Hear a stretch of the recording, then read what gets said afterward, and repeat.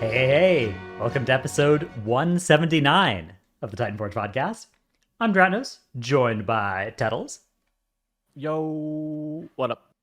and Trell. Yo, what up? What up?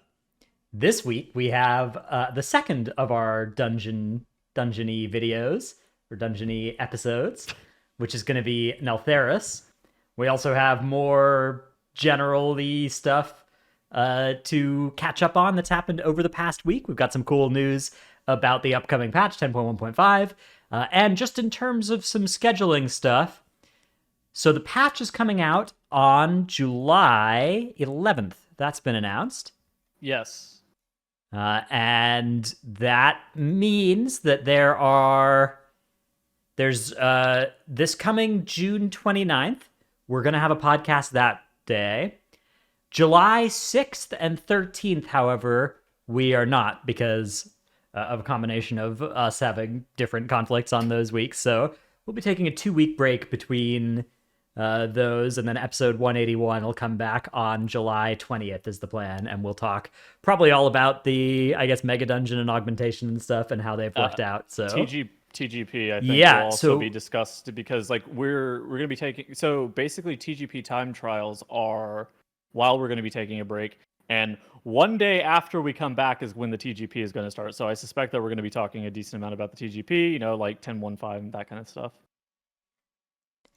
Yeah, Trell planning to compete in that as well, so hopefully that goes well, and we may end up having a our schedule may change, like whatever. If you make it to a cup, and the Thursday before that cup, perhaps we'll move around how we do it, or have a different person or something, so that you can Figure practice something out. Either figure out a guest, or Yeah, we'll sort something out. So maybe take off that week. It really just kind of depends on like what situation. Yeah, that'll be nice. Oh, also speaking of 10.1.5 and TGP, it's happening right after qualifiers end for TGP and right before the first cup. And so when you guys are watching TGP later on in a few weeks, the first cup people who are playing in that one are going to be playing on a whole different meta, augmentation evoker, probably HPAL fire mage rework. There's so much going on. How do you feel about that? Well, I think it's really good for viewers. I don't know. I don't think it's very diplomatic fun as for always. competitors. Yeah. very considerate. How do you feel about it for you as a player? It's pretty nerve-wracking, honestly, because it's like right now the meta is so spread out as it is. You can play like 3 different tanks, 3 different healers, a million different DPS comps, and then they're going to throw a wrench with this giant patch right in the middle of it as well. So it's like, what do you even play in some of these dungeons? Yeah, I am excited to see how it works out. Another thing that has kind of made it not into the patch, it looks like, they initially said Mage, Paladin, and Rogue we're going to be seeing some mid-scope reworks, but it looks like the Rogue stuff maybe has gotten cut or something. So They pressed Cloak of Shadows on the Rogue rework. yeah, unlucky there for the Rogue fans out there that were hoping to see changes, although of course there are some that weren't.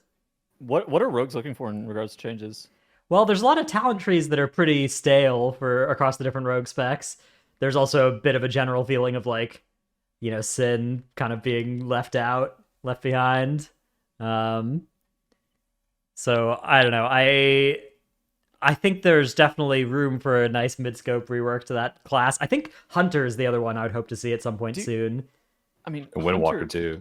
Hunter needs like a lot more than I feel like Hunter needs just like a ton of utility and like raid and dungeon utility, like revamp. I don't even at playing the spec, honestly, and I'm not like a Hunter main, so I can't necessarily speak for all Hunter mains, but playing both Marksmanship and BM, it feels fine to play. I think that the utility of those Hunters just as a whole is awful, and it definitely like their class tree needs a massive overhaul. Yeah, I think the male classes in general also, they're the ones that just don't have good raid buffs also, so all True. 3 of them I think could use some Why are some the male rethinking in classes this. memes. I don't know, it's interesting. Because right now they're the ones that you see besides Wind Fury Totem, which does provide sort of a consistent amount of extra value to make enhancement good with even average damage. The others are kind of in or out based on needing to be like well above average performers. So I don't know. I think those would be good spots to do reworks, but I'm excited to see. I'm excited by the mage stuff. Actually, I think the mage stuff is looking really interesting. So Yeah. we'll see how that all works out. A lot. It seems like a decent amount of mages are projecting that like mage is going to be super busted come 10.15. That's what I'm hearing as well. And like, I've been watching a couple fire mages play right now, and they're already doing pretty good damage, even without PI sometimes. So like, a buff on top of that, I feel like fire mage is gonna be cracked. I feel like fire mage has always been low key like really good this season, and it's just like not a lot of people are playing it, and I've been kind of surprised.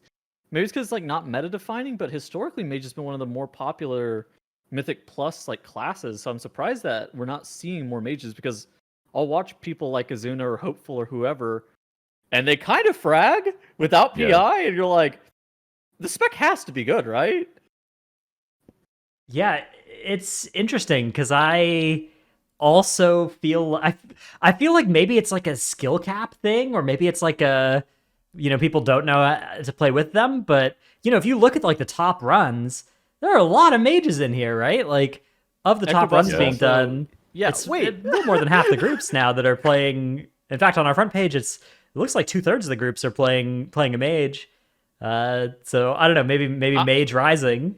I will say though that mage has a hard time living in a lot of situations this season unless they play their defensive super well. Now they do have a lot of buttons and a lot of potential to be able to outplay defensively stuff that is coming at them, but significant rot damage they are pretty susceptible to dying to. I think they're not so good at like totem damage as well. I could be wrong, but I feel like that's true. It depends on the totem. They're not good at Brackenhide totem damage. Oh my god. Look, Azuna's not even wearing undulating spore cloak, man. These spore cloak non-users can't believe it. Yeah. Spore cloak is that thing's busted. Unreasonably good. I've played with it for like a week and a half now. I feel like a tank. Yeah. I tuned into Hopeful stream yesterday and he was wearing a spore cloak. I couldn't believe it. That guy's like the biggest pattern on earth and he was actually wearing a spore cloak. So proud.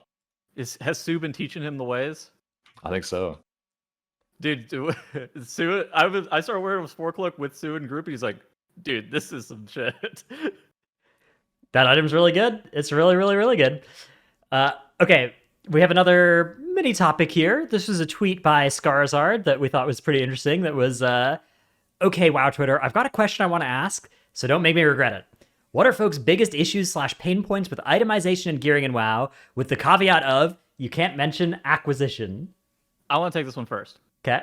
I want to say that stats realistically don't matter and they don't feel that much different going from class to class in a meaningful capacity, right? So a class that stacks crit versus a class that stacks mastery or haste or whatever doesn't meaningfully feel enough different with stats. And that's due to a lot of classes not having breakpoints, which can be a good thing in regards to like average players aren't going to realistically understand breakpoints and how breakpoints function with just how a class works.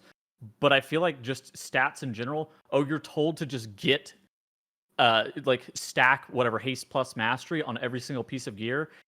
But like realistically, I feel like the stats don't do enough for like how you interact with the game, and that to me feels wrong. I feel like in my case, at least defensively, stats are pretty noticeable. I do agree that like on average, on a damage dealing scenario, it's kind of like a gray area. Like you can kind of feel different stats, but it's not really that easily noticeable. But as a tank defensively, like let's say I go full crit as Vengeance over full versatility, which is like a hot topic right now in the tank community. It's really, really noticeable on like how much you parry and how much you mitigate melee attacks versus how much you mitigate magic attacks. So maybe that's just like a difference of offensive versus defensive value. I do feel like offensively, haste feels pretty different from the other ones, but the other ones generally feel about the same. And there is the caveat as well of some specs, the energy specs, haste doesn't feel like anything because it doesn't interact with your GCD, True. Which is is a Never weird thing. That. Yeah. I mean, my issue with itemization is I feel like stats are really stale with how they operate with classes. Yeah, I mean, the game has tried to have more interesting and different stats in the past. You used to have hit, expertise, spirit, multi-strike, right? There are all kinds of different things that have been tried. MP5. I kind of feel like the current stats are better than those iterations. I think it's but- better than those. Yes, I feel like it's much better Yeah, than those. true. But I think it can be better than this. And I think that what we have right now is very bland. I don't know what the answer is there. I think maybe some more hooks in the talent trees to scale interestingly with different stats could be good. Like mastery modifiers, like or Havoc has a mastery modifier node that's kind of interesting.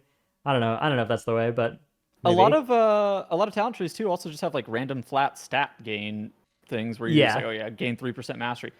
Do any of this feel good? No, not really. You know, They're only good because the robot says they're good. Yeah. Yeah. I feel like those class trees generally have a better class tree than most. If like, let's say the paladin tree, there's like 3 different 2-point nodes where you get 2% haste, mastery, or crit, in addition to some other effect like armor or speed.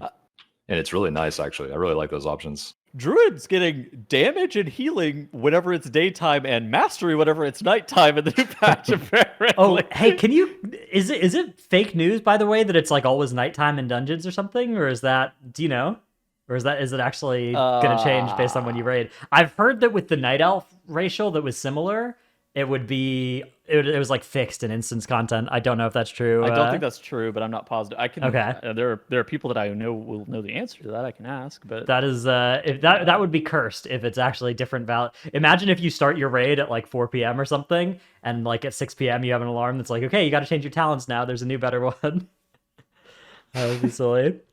Well, it's like 1% haste or 1% crit, right? Yeah. It's not big, but I would be annoyed by that. Well, True. one of the the Nelf one I don't even care about. That fucking damage one's weird. Yeah. But yeah, this is an interesting tweet. There was a lot of interesting replies to this as well. A lot of people ended up finding a way to basically have an acquisition problem that they because I feel like that is most people's biggest problems with itemization and gearing. So Yeah. that Well, do you guys have any? Any? I love the gearing this season. Yeah, the gearing, the thing that's good about this system is like acquisition, right? Like that's, I guess the upgrade system is kind of not acquisition, but kind of is.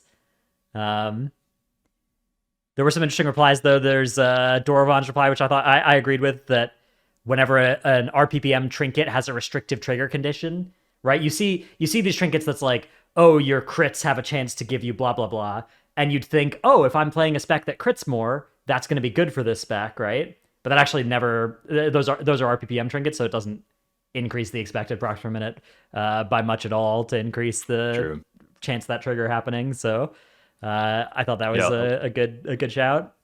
That's a good point. Like it's kind of unintuitive because a lot of trinkets just scale off of verse and that's it.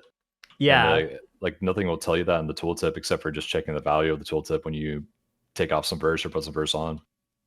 How do you guys feel about weapons being the most important piece of your damage for pretty much every spec, where it's just like the highest value piece? Do you think that's fine? Yeah, I think so. I think that's good. Yeah, I think that's like I did normal. see. I I did see one reply in there, and it was like talking about how some tier pieces have the worst stats that you can't really get away from, and how there could be a way to solve that by like maybe putting something on the catalyst to recatalyze tier into better stats if you want, with a missive or something. That'd be pretty cool. Dude, I see this take sometimes where people complain about the stats on their tier pieces for their class like pretty regularly. For some reason, I've never really resonated with that. Like I maybe it's because I just don't care about stats, but I just don't care. Like I don't care what stats my tier has. It's like, oh yeah, these are the 4 best pieces, but I don't care that it has, crit verse on it or some shit. It's just like, this is a tier piece. Yeah, it can be kind of annoying because you might be trying to make a build where it's like, oh, I really want crit on all my pieces, or like I don't want verse on any of my pieces, something like that, and then tier comes along and it's not that it's guaranteed to ruin your day, because like some tiers it does and some tiers it doesn't, and that's just something that feels worse. The tiers that you have haste on all 5 of your pieces versus on 2, right? Well, you describe this as creating a build. Do people actually make builds like that? Well, sometimes you're looking at your items though, and like right now I have haste on 1 piece of gear on my character, and it's my tier. There are 2 pieces of tier with haste on them, and I gotta wear one of them. And yeah, sure. Yeah. I'd like to wear 0 haste, and like I'm not like upset about it, but it is something where if there was a tier where there was only 1 haste piece, I'd be jazzed about it. I'd be I'd be like, oh cool, I've made it. I've got no haste on my gear. Mm-hmm. That's good. So I don't know.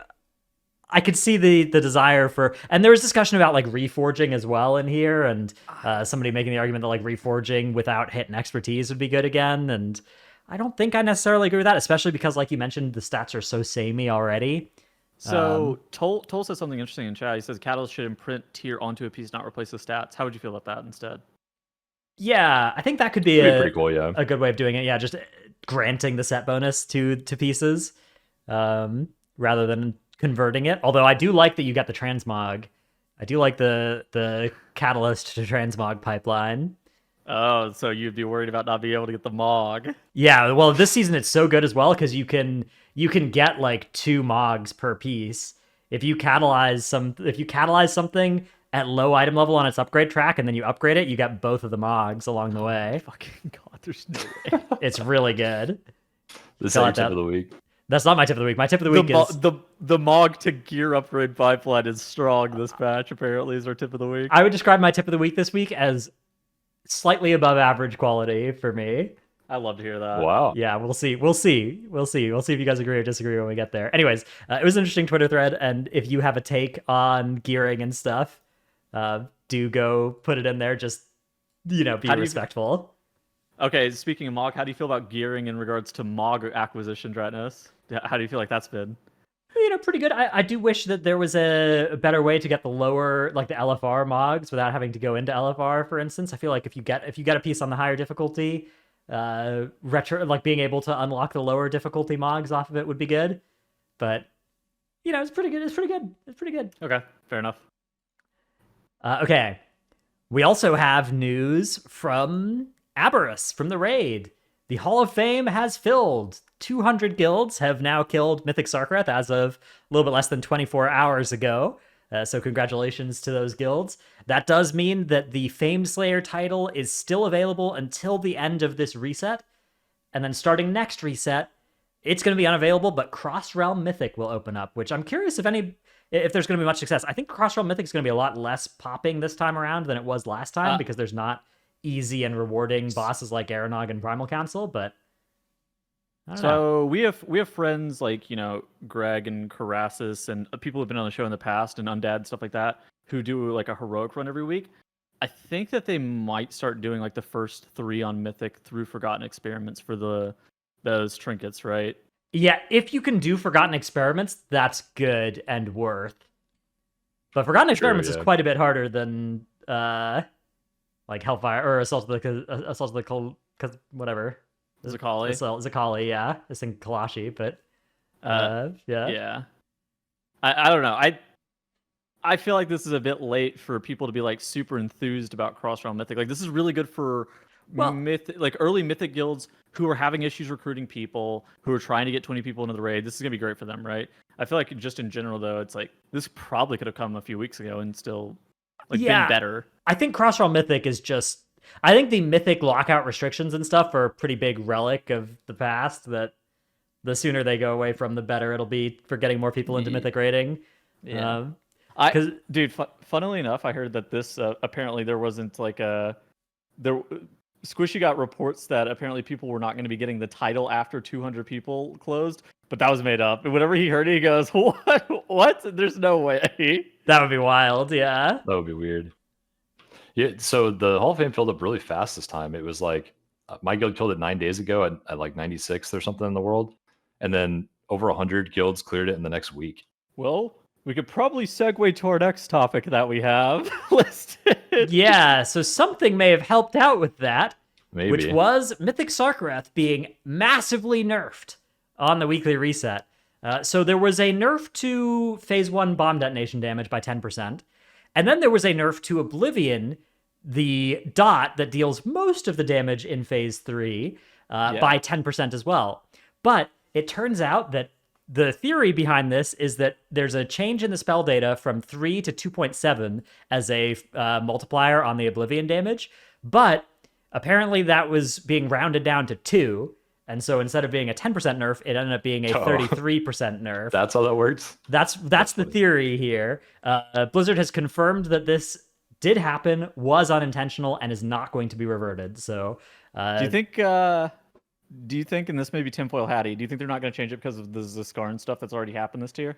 I think that it's tough to change it as well after a couple of guild. Like, I don't know, like you make the boss too easy, 24 or 36 hours pass, and then you're gonna come back and make it harder again. Like, I think that's a little sketch, right? Like, people would feel pretty bad about that. I don't know. That's like when they nerfed domination shards when people were already using them in their buffed state for a long time. Yeah, right? Yeah. When they announced they were gonna nerf the unholy set or whatever. Oh yeah. And I guess they didn't actually go through with it, did they? Although they did still effectively nerf it by buffing the other ones, but that's they did buff Zaskarn that one time though. That's true. We could actually look at prog stats. Hang on, here's a cool site that I like to look at for this to look at how nerfs affect things. So this is progstats.io. You can go to the tier stats and you can see these graphs of kill date versus number of kills, and so you can see where it looks like probably right here is where the nerf came in. You can see this the curve. But actually going nice and upwards. Doesn't really change the trajectory much. Yeah, we'll have to see, of course, once a couple more days get added, because I guess the nerf is only 2 days old here. But you can look at a fight like Zaskarn as well. Look at this Zaskarn incident here. Yeah. the incident. Yeah. Oh my god. The just almost vertical and then almost horizontal nature of this graph around this hotfix. What a disaster. How long did it take you guys to re-kill Zaskarn the first time? My guild actually killed it in like 3 pulls. Whew. It took us, yesterday I want to say 7 or something. 7 hours? 7 pulls, not 7 hours. Oh my god. Okay. For us, I think it was maybe 10 pulls or something. It was not pretty. It was annoying. That fight is mad annoying. Yeah, that is a wild encounter for sure. But yeah, so overall, an interesting site as well, because you can see, like Zaskarn, you can see the pull count here, where this was a boss where the world first pull counts were pretty low, and now much of this distribution is over those world first pull counts. Then you look at a fight like Scale Commander Sarkareth, and it's pretty clumped around that world first E number of 100 to 150. I guess there are more guilds in the 150 to 200 range, but yeah. I feel like if you're able to kill Neltharus, you're able to kill Sarkareth. And I mean, I feel like if you're able to like clear through the rest of the raid, you're able to kill Sarkareth if given enough time and enough attempts or something like that. I think if you can kill current Zaskarn, you can kill current Sarkareth. Yeah. It's just going to take a little bit of progression, but the Neltharion one's probably going to be tough for you. Yeah, Neltharion did take a sizable nerf with the Volcanic Heart nerf, though. That's true. Makes that fight a lot less painful to prog. You only have to like double stack at the very end of P1 now. It's a lot more. I don't know. I also feel like the damage check for Sarkareth is easier than like Magmarax or Rashok as well. I don't know if you guys feel the same way. Yeah, I think it's about on par with the Magmarax one, I guess. But yeah, I would say it's probably harder than the Rashok one. How do you feel about timing these nerfs? I feel like the timing's fine, yeah. I think that there are nerfs that are warranted that haven't hit. Like I think Zaskarn deserves some further nerfs. Is the average pull count of that fight 55 to 150? Oh no, typical pull count 41 to 118. Typical prog time 4 to 10 hours. But look at it. I mean, look at the graph, right? This is this is being distorted by the fact that there are a bunch of guilds that killed it in 20 pulls pre-nerf or pre-buff.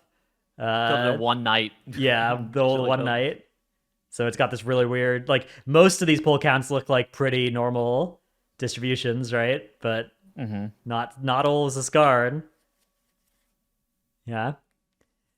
Anyways, interesting tier. Always fun to look at this stuff. Congratulations to everybody who's made it into the Hall of Fame, and good luck to those guilds still trying to get that title over the next couple of days.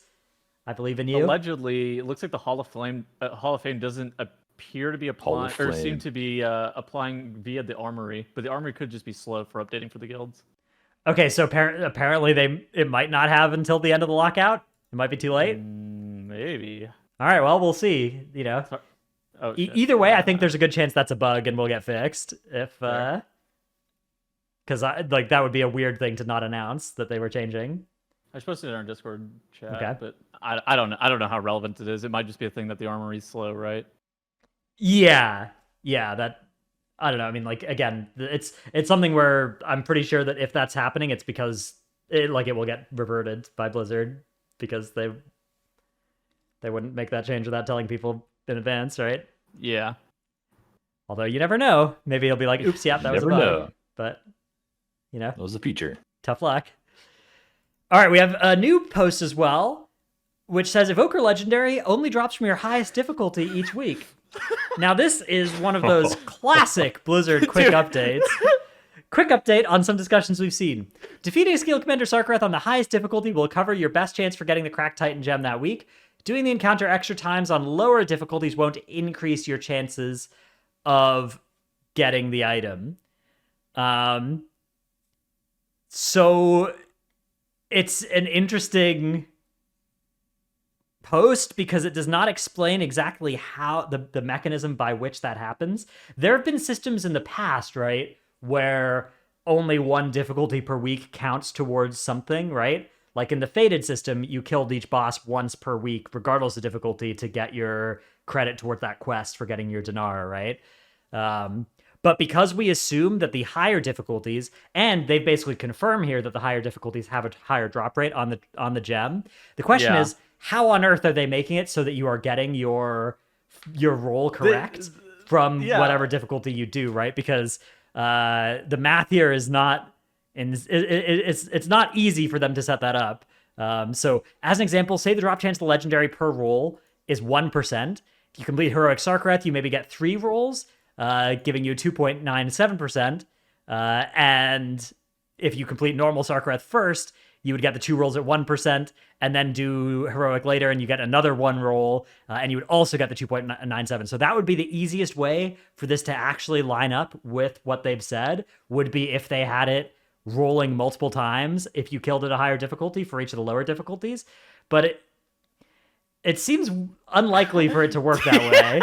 Dude, it is a classic blue post that tries to clarify something, but actually just ends up leading to more questions. Yeah, I mean, I wouldn't be surprised if just Heroic was 3%, Normal was 2%, and LFR was 1%, and Mythic was 4%, right? That's speculatively what it's supposed to be. In which case, it would be better to actually do the highest difficulty without killing the lower difficulties so that you don't run this chance of, like, say 1% and then 1% of the 99% and then 1%, or you're losing fractions of a percent that way. Although again, we're talking about fractions of a percent, so I guess maybe that doesn't matter.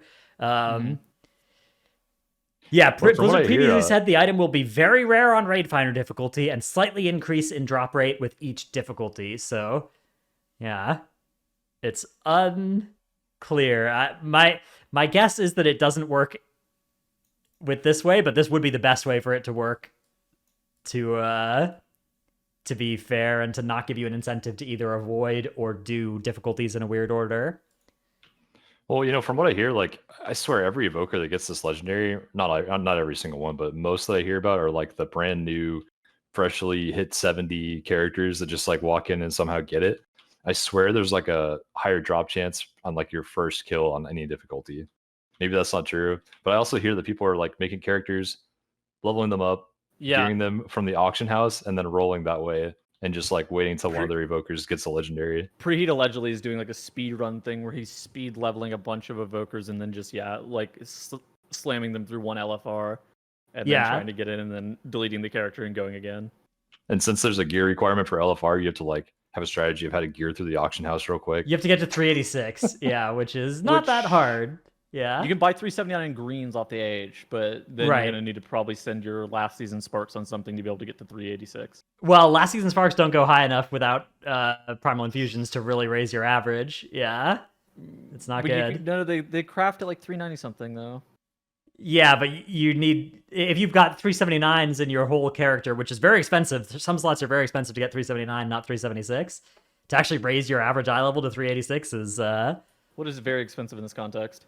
Like 10,000 gold, 15,000 gold for 376 ring. Okay, fair enough. Yeah. I mean, it's not that expensive, but it's expensive for doing it if you're speedrunning it multiple times on multiple characters. I think maybe the best way to do it is to get your Sparks of Shadow Flame. Just go and AFK a Researchers Under Fire and get a Spark of Shadow Flame, and then craft 424 with that. But I don't know. I'm curious what the method is, what the methodology is. Maybe you buy some cheap BOEs from the AH. Maybe there's some male BOEs that are only a couple thousand gold at 415 or something. Oh yeah, normal eye level. Yeah, some normal eye level ones. I don't know. I'm curious about it though. But imagine if that's like 0.5% drop rate from LFR or something. You're expected to make 200 evokers before you see one. Misery. Yeah, that's pretty. I feel bad for the evokers that have been playing the whole patch, that play as their main character and just haven't ever gotten the legendary. Like, surely there should be some kind of bad like protection for that. But why would you delete the evoker and not just run it again next week? Hang on. Well, because you have to delete it, right? Because you can only have one per realm. Yeah, right? Just make your next one on a different realm. Oh, but I guess you don't have the gold on the different realm. Well, no, you have to have the character at a high enough level to even be able to create the evoker, right? Do you? Isn't there some like weird hero class shit? I just know there's people. I know of people that have multiple evokers on multiple servers, but maybe they just have multiple high level characters on multiple different servers. Yeah, I think Interesting. Is that still a thing? You can't have multiple like DKs or evokers on one server? It's only with evokers, I think, right now. No, it's with Demon Hunters. It is with DH as well still? Okay. Like DK, Demon Hunter, Monk. I think. That's I mean, cool. you can definitely have multiple monks. That's good, yeah. I know the Race to World First players were complaining about if you were maining one of those, and like if you were evoker main and you wanted a bunch of mirrors, it was a lot more annoying, a lot more BNet accounts involved. I do remember that, yeah. All right, we have another discussion point here from J.B, the creator of discussion points every week, who says, I actually despise the massive score drop-off from not timing a key and think the system was much better at the start of the X-Pack. The timer on a key is totally arbitrary number invented by Blizz, and it isn't any more impressive doing your key in 34:59 than it is 35:01. IMO, the entire system could use a refresh. Finishing a key should be chesting it, and finishing it within the timer should be upgrading it. The only way to fail is to leave the key. I staunchly disagree that it was better at the beginning of the expansion, because at the beginning of the expansion, it was better for you to deplete a key one key level higher. You would get effectively the exact same score as timing at one level lower. I think that is very problematic and creates really bad like behaviors with how I do think how you're pushing and like doing keys in general, especially whenever there are easy keys in the season. I do think there's some good middle ground they could do here though, where it's like the old system, but the score is not better one key level higher depleted. It's like, let's say the depleted score would be, let's say 3 to 4 key levels lower on a timed run. I'd say that'd be pretty good. I think even I could haggle all the way to like 2.5 or maybe 2 key levels. But when it was less than 2 key levels, it was really bad for the purposes, especially in seasons that had Court of Stars, Shadowman Burial Grounds, Mechagon Junkyards. The process of pushing title in those seasons, like, I mean, we could just look. I can pull up my Raider IO from season 4 title push versus season 1 of Dragonflight, and we can compare, because it was the season 4 experience was not a good one. I don't think it was. And maybe this is a small problem, but the change they made to score only affects keys above 20 as well. So I don't know. So here's my score in Shadowlands season 4. I guess, where do I change this? Top there. Yeah, I found okay, it. I found it. Shadowlands season 4. I guess let's just hope it's this button. Yeah. Of my keys, 1, 2, 3, 4, 5, 6, 7, 8, 9 were in time, and 7 were depleted. And those depleted ones were like farmed out of Junkyard 30s and Junkyard 31s, and then you do the Junkyard 30 or the Junkyard 31. You would adventure to a Gambit 30, deplete it, right? You'd adventure to an Iron Docks 29, deplete it. Workshop 29, deplete it. A lower Karazhan 30, right? Deplete it. Get score from that, and you're only missing a few points from the in time runs. So I think that was definitely bad. I do think that a depleted 27 doesn't have to give a 20's worth of time. I think it could give a 24's worth of time, or 24 and a half's, or maybe a 25's, although I think a 25's where we're starting to re-enter the danger zone of maybe this becomes optimal for title, that I'd be a little bit worried about. Maybe a close deplete could be, but like it could fall off more heavily as you approach that 33% over mark. But I liked that in Shadowlands Season 1, like I like or in Dragonflight Season 1, I liked that you have a success or failure condition, right? Like, yeah, it's an arbitrary number made up by Blizzard, but enraged timers on boss fights are arbitrary numbers made up by Blizzard as well, but that determines whether you've done it or not, right? I think the timer has value, and I think that like you probably should get more than 0 score for doing that, 24 out of time, but like it shouldn't be a 23's worth of score. Yeah. And like this becomes like super problematic because there is such a large key disparity between dungeon to dungeon, right? And Blizzard's never going to solve this as much as we would like Blizzard to solve it, and as good as it would be if all the key levels were within one key level of difficulty, that'd be great. It's not happening. Like there's gonna be like probably 2 to 3 key levels of delta between them every single season. That's just how it is. True, that's true. I do miss the exponential scaling on score. We haven't talked about that in a long time, but it's like the +3 doing like a tyrannical key for the first time that was insanely difficult. Getting like a nice +20 or 30 would have been that was a good feeling. Dopamine hit. Yeah, dopamine. Yeah. That would really doesn't matter, but I did prefer it that way too. I also preferred it that way as well because, it felt like going from 24s to 25s was a bigger step than going from 23s to 24s, and it felt nice that there was more score involved in that step, right? Yeah. So I did like that as well. I preferred that to the linear scaling. And that actually makes more sense with today's dungeon level scaling as well, because when you go from a 20 to a 21 right now, it's a pretty small jump, but then you go from a 24 to 25, that jump is big. Right. With how the numbers are scaling up so far now. To be fair, dungeons have always scaled exponentially, but they did increase the multiplier from 8% to 10%. So this expansion, yeah. Yeah. Although it used to be 10%, I think, back in Legion or something, and then they made it 8%, and then they made it 10% again. I don't know. Either way, I think an interesting topic, though, and I think JB has touched on something that it does feel frustrating. To me, the part that actually feels frustratingest is that you only get your 5 fragments instead of 12 when you tender a deplete. That's true. That's true. That to me is more frustrating than the score right now. But obviously he's doing score keys, going after that right now, and I'm going after my 12th rats aspects fragments. So we have different perspectives. All right, let's move on to our favorite segment, Tip of the Week. My tip of the week is in Aberrus, the Shattered Crucible. There's a good and a bad way to do the first few bosses if you are looking to do trash efficiently between bosses. So if you go left at the start, you kill Forgotten Experiments, there's going to be a bunch of trash that you still have to do if you want to get to Zakali Assault. You can go either across the top and fight a bunch of Colossuses, or you can go back around where the first boss was and you fight a bunch of trash that way. But if you go right first, as soon as you kill Rashok, all of those Colossi despawn, and there's just a nice open path where there's no trash, and you can walk all the way across to where Amalgamation Chamber is and skip for free a bunch of trash packs by clicking on some rope, and you jump around the side. It's pretty cool. So if you are looking to optimize your speed through Aberrus, even if you don't want to actually skip any trash with death skips or something, which is a good strat for the early part of the dungeon, you will be able to skip trash for free by going right first and then going across to Amalgamation Chamber and Forgotten Experiments. A lot of people don't like to do this because the more exciting trinket drop is from going left, and a lot of people don't want to wait to do that, but that is good for speed. Another thing that's good to know is that there are these vials that give you a speed buff, either going left or going right on these little tables.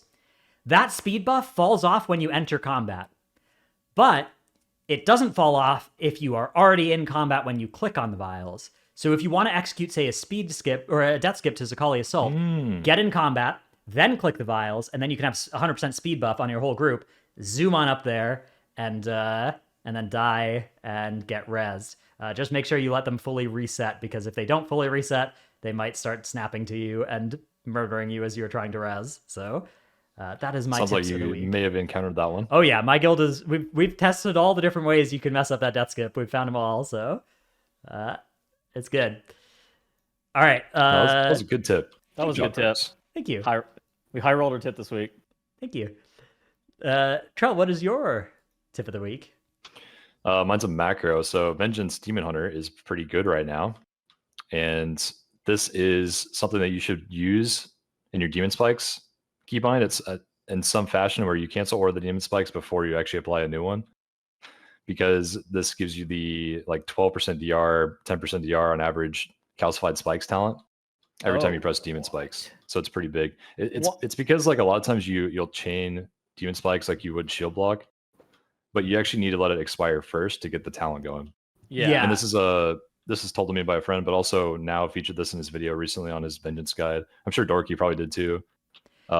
This is if you're playing very good. If you're playing calcified spikes and also probably feed the demon. If you're not playing those two talents, this is you're not going to have the spikes uptime. And if you're not playing calcified spikes, it doesn't matter. But if you are playing that, so especially if you're playing that like last resort feed the demon build, this is a good way to get a lot of that extra DR that you're kind of missing if you're not playing frailty, which those builds aren't. So definitely good tip for any Vengeance Demon Hunters out there.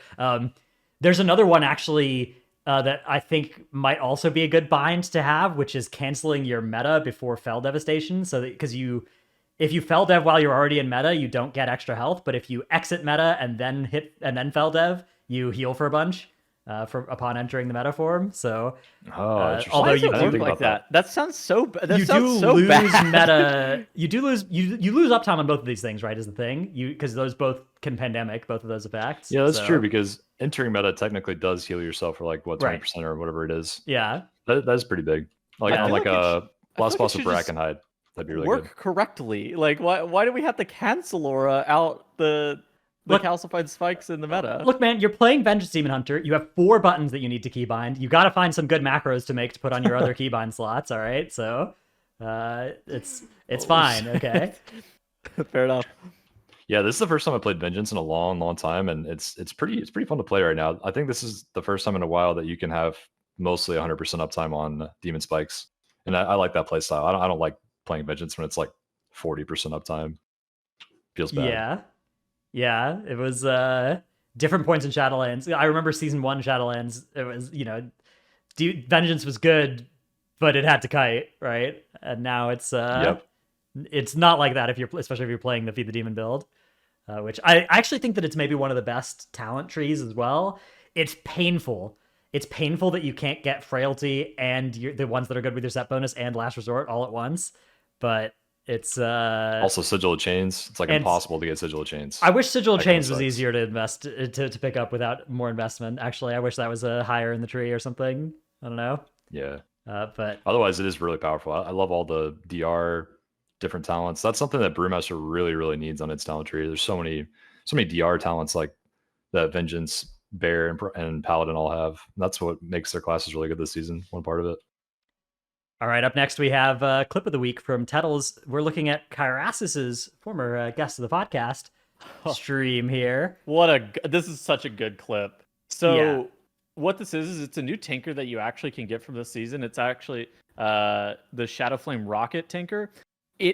So the downside of this is that it consumes your potion, but the upside of this is that it makes you go really fast. And if you use it during that's probably the best use of it right there, is during the Halls of Infusion Gauntlet, to clear it instantly on your tank, because it does consume your potion, and you can't get meleeed. If you're like meleeed while you're using it, it cancels it immediately. So there's like a lot of there's a couple of reasons or issues that can arise with it. But it's actually very good in very specific spots, and that is definitely one of them. Yeah, that's pretty cool. He showed me this a long time ago, and I was like, I can't think of any possible scenario to use this because it stops when you hit a critter as well. But that's actually a really good one. I had the highest of high rolls on our bridge, and I was running. It was just I ran a straight path, and I see he's already in the middle section as I'm running my straight path, and I'm like, he beat me? I was like, how? Amazing. Good clip and good tack. Good tack. All right, let's move on to our main topic, part 2 of the week, which is Neltharus, the dungeon we're looking at. So we did Freehold last week. We'll do different dungeons different weeks. I think the biggest thing about Neltharus is that this dungeon has become dominated among high key pushers by optimization of the chains mechanic, which I think are not especially well understood by a lot of the people maybe doing this key infrequently, preferring the freeholds and the underrots, doing their weekly 20s, doing their crest farm, or it's a kind of a Toll de Gore, necrotic wake style of Plague Fall, plague fall, plague Yeah. wars, right? Is this the dungeon kills Siege of itself? Paralysis. It's very high technical intensity, but and scary, but if you do it right, it's an unbelievable time save.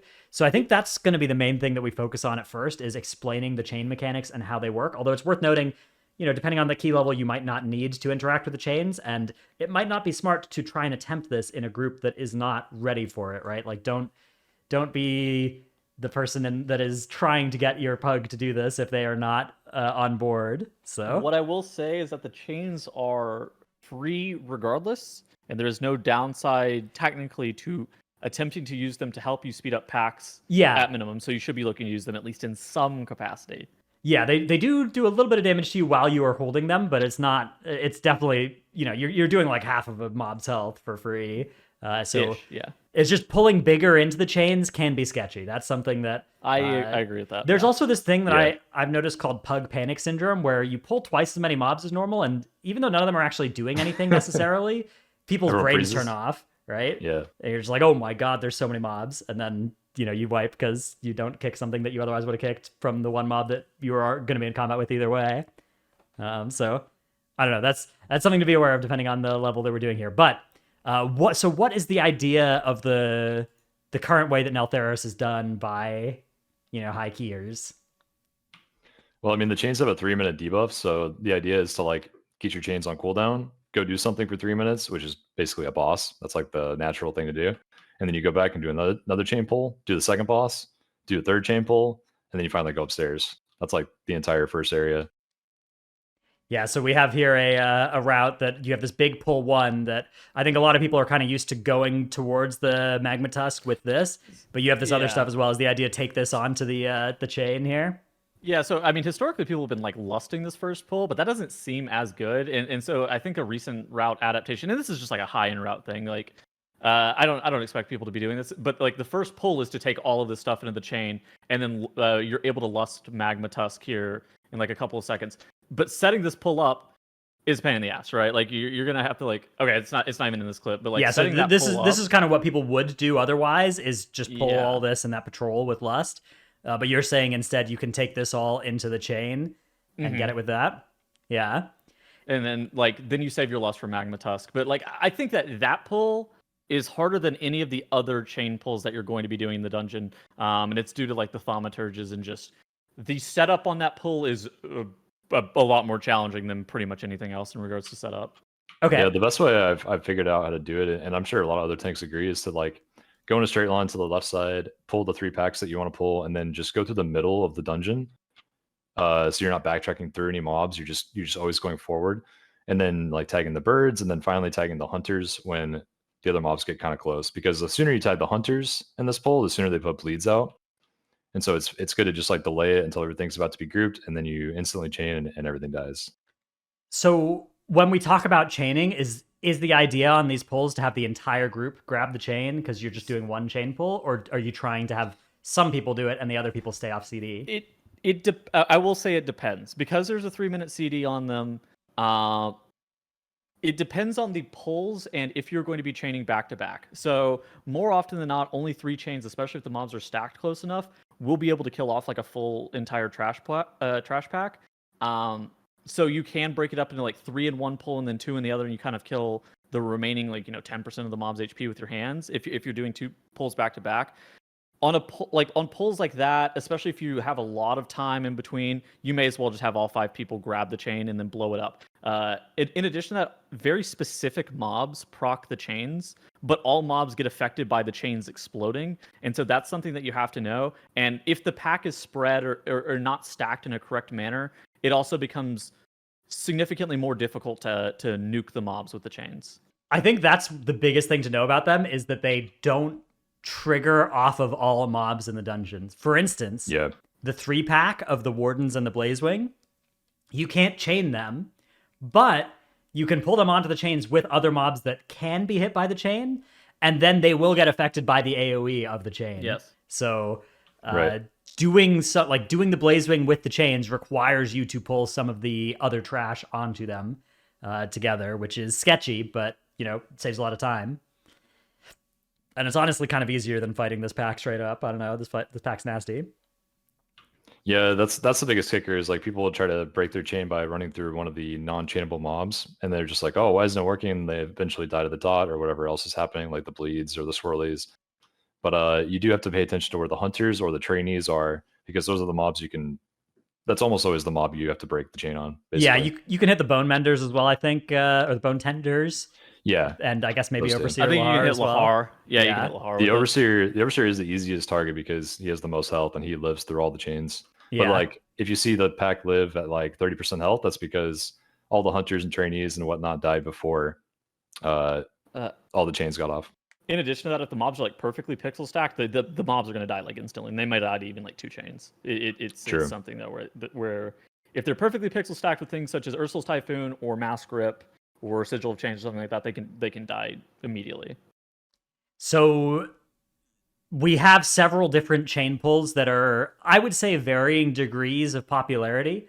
I would say like the kind of intro to chain pull would be to do something just in the first area leading up to Chargath, and then after Chargath. These are very common pulls to chain and that you don't need to do much extra setup for. And then the advanced ones are pulling the Blazewing with some chainable mobs and pulling this first trash on the Magma Tusk side over to the chains. That first pull, I would not recommend doing unless you're trying to do like 25s and 26s and stuff like that. 24s, 25s, 26s. Like, you do not need that shit. That shit is really hard. Right. It's that those ones are time saves but difficulty increases, whereas these ones are kind of time saves and I think difficulty reductions. I mean, it's not that hard to chain them. You don't have to do this whole thing with the chain, but you could do most of it. It's on the awareness of the players that are around you to pop their defensives and not die to the hunters. Yes. That is the big way that you're going to get killed here is the hunters. Yeah, the hunters. Definitely. I think that it is actually going to catch on. Like, I've been doing it in pugs all week on like 22s, 23s. I've been pugging every day just to get some practice, and I've been having them do it. And it's really, most of it's on the tank. Like, if you can just type in chat, hey, everyone's going to chain this pull, watch threat. Like, they're going to know you're going to do something weird. So then you're like running ahead through all these mobs, and they're like not pressing the buttons if their reading comprehension is high enough. And then once you get to the chain, they just simply click and walk through the mobs. It's really not too bad. I will say there is a bug with clicking the chain right now, and if you like hover over one of the chain and you don't have like the cog wheel that indicates you can click it, you just have to reload your UI. Yeah, that's really annoying. And there's also if you enter combat while you have the debuff, you can't click on a chain until you drop combat. Is my understanding of how that works. So is that real lore? That is so cringe. Yeah, although maybe you could fix it with a reload, perhaps. That's that is, but my understanding of it is that if you enter combat with the debuff, you can't click on chains for the duration of that combat. I could be wrong about that though. Yeah, I've also had another bug where I just have the dot portion of the chain left on me. Yeah, I've had that. Until it kills me or it expires like a minute later or something. There's also some shit where the chain can bug out and leave your whole entire party in combat for forever. Yeah. So awesome. Overall, I haven't had that one yet. I had that one happen to me this week. Yeah, that was very cool. It's an awesome mechanic, and we love dungeons like this. Toldagor, cannon pulls. Love Toldagor, yeah. Yeah, Siege of Borealis, Necrotic Wake, Plaguefall. These are just Fan it's all favorites. time. I hate it when I'm playing my class against the dungeon. I much prefer when I'm clicking a buggy object to kill the dungeon with. So it's really cool. Let's talk about the things that will save you 10 seconds if you do it correct, as opposed to 4.5 minutes. Yeah. All right. So I guess Magma Tusk. Yeah. Yeah. This guy's hard. I think this is probably one of the hardest parts of the dungeon. And realistically, if you can get through Magma Tusk, you should be able to time this key. I think that baiting is probably where we should begin with this dungeon. Trell and Dratnos, how do you guys like to bait this boss? Because I think everybody does a little bit different of a strategy on this guy. Trell, you can take this. Oh, it's hard to explain. It's like this boss is so chaotic, man. It's hard to like pinpoint a really, really consistent strategy. But basically, he drops these pools that bait on players a few times between each charge. And first of all, a good rule is to just stand max melee range, because that way the pools that spawn under your character will never reach the center of the boss and empower him. And also, if you want to move in a circle, you want to move in a circle around the room in a way that you have space to bait a charge into a nearby wall, but it's like not too close to the wall, if that makes any sense. And on top of that, you have to have space to move the boss out of that spot without walking into pools. So that's why you want to always go in one direction, ideally. So what I've been doing, what I've been doing lately is I've been doing like 3 charges and then resetting, or 3 charges total, like doing like a triangle where our first charge is into like whenever you walk in like that right side wall towards the exit, the second charge is into that like flat area against the wall, and then the third charge is like right back to the beginning. And that allows enough time for the fire to despawn, and it also allows you more space to be able to stay stacked to where your healer is able to heal you. Because that's a problem that actually is pretty present on this fight, is if you're too spread, your healer is going to have a very hard time getting connected with you. And this is more apparent for classes that do a lot of stacked healing. I think that Preservation Evoker is probably the one that suffers the most from this, where if people are not close enough or stacked enough, you're going to have a really tough time. So making sure that you're over-moving the charge is more often than not going to be more beneficial than under-moving the charge in my experience. Well, it's good and bad because it also reduces the uptime of your healer. And a lot of the meta healers this season are H-Pals looking like. Yeah. Not always, but H-Pal suffers a little bit from not having a target to hit. So it's good to, if you see all these H-Pal teams, they're really baiting pretty close to a wall. But that does require a ton of coordination because then you have to stack as a group 3 times where you move aside to dodge the charge, then you bait the pools that spawn from the mammoth, and then you move again. So it's like super coordination heavy, but it is really good to do that. Yeah, my answer of how I do this as a tank is I just try to move the boss out of the puddles and make sure that I'm not standing too close that this early spawn under it, and I let the game take the wheel from there, see where it goes. I will say generally having the boss a little bit further from the wall is also beneficial because the waves target specific positions of players. And if the boss is too close to the wall, or the players are too close to the boss that's too close to the wall, you're going to have waves that summon very fast, and you're like, oh my god, I can't dodge that. Yeah, exactly. Yeah, you want to bait. I think that generally baiting into a wall that's like 10 to 30 yards away is ideal. But you can make it work regardless. You just got to be ready to react. Flame Spit also can be melded or feigned or vanished off. That is a significant survivability increase if you're able to meld it off. Just FYI. Yeah, that thing does a lot of damn. It does like 2 ticks of big damn, right? Is that how that thing works? I don't know. Sure. I think it is 1 initial hit. I think it's just 1 hit. Okay. It is a lot of hit and then a dot take or something. It does the animation. It does the animation, and then the actual hit hits you like half a second later or something. That's why it seems that way. What a weird mechanic. What a weird boss. All right. How about the Forge? Or I guess do we have anything to talk about Shargath? Because I guess that's the next. Charles had something for Chargath. Okay. Yeah, Chargath's probably the easiest boss in here, honestly. But this is just a really good pug strat that I have found in the last week. And you just assign your DPS to one of these markers on the side, and you tank the boss closest to where the melee is going to stand for his marker. That way they have full uptime. They always break their chain first, as you see here. And then you can just walk in a straight line through the ranged chains every single time. So it's very, very controlled. Are you always doing 1-1-1? Or is there ever a possibility of you doing like 2-1? Well, I mean, that's up to the healer, but like in pugs, without having to talk about it very much, you can just kind of safely do 1-1-1, I think, for any healer comp. Yeah.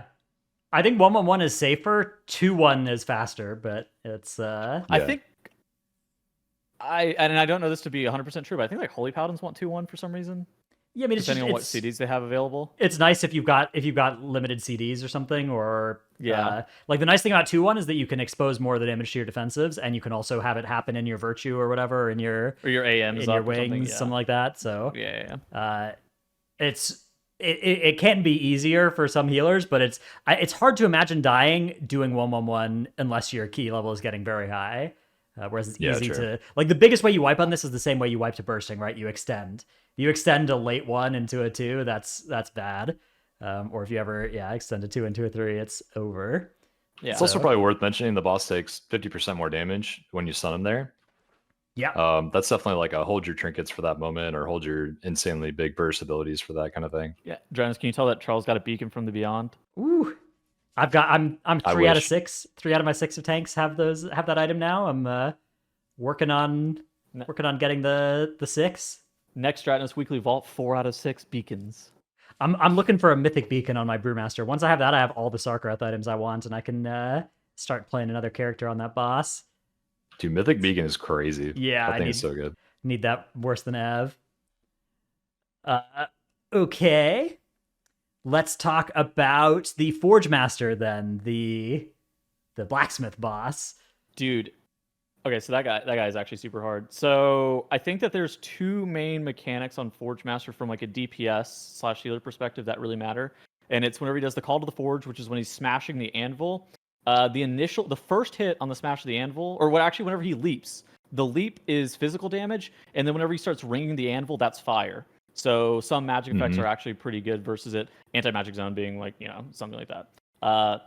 Making sure that you have at least one either personals or like a group external, such as Zephyr, such as Anti-Magic Zone, such as Darkness, for every single one of the Call of the Forges is super important. And then beyond that, save your health potions or like small personal heals for that shield that he throws at the players. And that's the two most important parts of the DPS, because like getting healed back up through that shield dot is very, very dangerous. Yeah. I think it's also important to note like the way people are standing, if you can see this, unless you're on mobile or something. When you get the mechanic that puts swirlies all around you, it forms an X to the sides of your character. It's not like a plus sign like a lot of mechanics. It actually forms an X in this case. Yeah. So you can avoid like overlapping with other players if you stand in certain spots, and not having to force people to move there is good. It's also good for the tank to generally kind of just, you can see what Show's doing here is just always getting himself knocked into the exact same spot, which is good. That's Edge. You can do it. You can do it in like a little semicircle around, but it doesn't. You don't take much damage from standing in that fire. You take a lot of damage if you get hit by the landing, though. And every tank has a button that will make you not be where you want to be there. Like if you press Death Advance or Bubble or Heroic Leap or Charge or Infernal Strike or something, and you go back in before that gets targeted, it will jump right on you in melee and it'll kill your melee. So be very careful of that. All tanks, especially if you're off tanking or something, make sure you don't press a button to stop that knock from sending you far away. I will say also, hypothetically, if your tank gets knocked up by storming whenever they're getting knocked back by the heated swings, it's very, very, very, very bad. Interesting. I can see how that would be very bad. Yeah. I think it can send you upstairs if you get hit at the right moment. It may have like leapt on all of us and killed us, hypothetically, of course. Now you can pick up a blacksmithing thing after this as well. If you have a blacksmith in your group, they can pick up the shield and get one use of it for. We didn't talk about the goulash. Moderate damage. Yeah, There's also the goulash that you can pick up. Yeah, 25 Dragon Isles cooking, and you can collect the goulash here over past Chargath. That gives you a movement speed on use button, which is very good for navigating through up the stairs, saving some time there. So those are both definitely good. The blacksmithing one's not a huge deal, but it's nice. It's extra damage. So it's good to grab if you can. And then Tettles, what we saw you doing there was dying after the Forge Master to get back to the start of the dungeon, which is a good way to do that. Yeah. It's actually it's faster with some routes. Some routes don't have you kill like side packs and whatnot. It really just depends on what route you're doing. So like pull 9 right there. Say you're not necessarily doing that 3-pack for whatever reason. If instead you're just jumping down to the Forge Master area, dying there is actually very fast, and dying is actually faster than running all the way back. Now I think it's a little bit slower than running back if you have like goulash, but it's not by like a ton. Okay. Yeah. And the nice thing we saw you do there was actually zone out as well. You can zone out and get stuff like Curse the Spell for Warlord Sarga. Yeah, I need a decurse.